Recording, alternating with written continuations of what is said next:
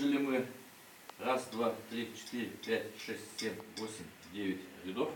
На 10-м ряду мы пилим треугольнички по диагонали. Хорошо. Вот. Сейчас мы их пока не ложим, они у нас на улице сушатся.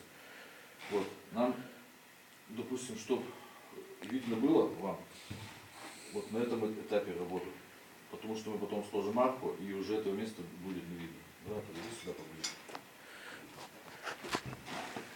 Вот здесь, в этом месте, у нас будет арка, вот с кирпич она будет.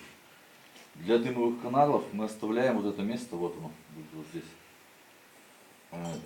Ориентировочно она будет сантиметров там 12 надо где-то оставлять. То есть ширина кирпича 12,5.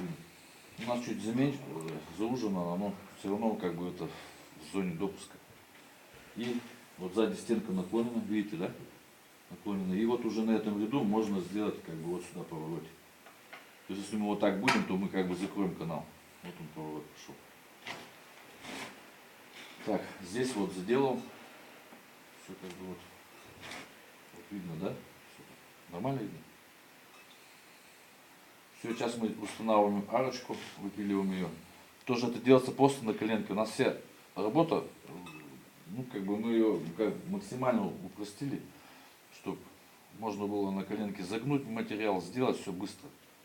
То есть мы потому что выезжаем там на очень далекий объект и, допустим, с собой вести какие-то станки, еще что-то не всегда там удобно. Мы привыкли работать так, что максимально просто. Все, мы его помыли, почистили, желательно бы сразу почистить, потому что где-то там сопельки попадали, там где-то грязь маленькая, но это надо сразу убрать. Не сразу, когда вот вы работаете, а допустим постоит день. Ну не день, там хотя бы полдня, когда у нас просто холодно, мы выждали там часов 12. Все почистили, вот такая у нас работа. Все.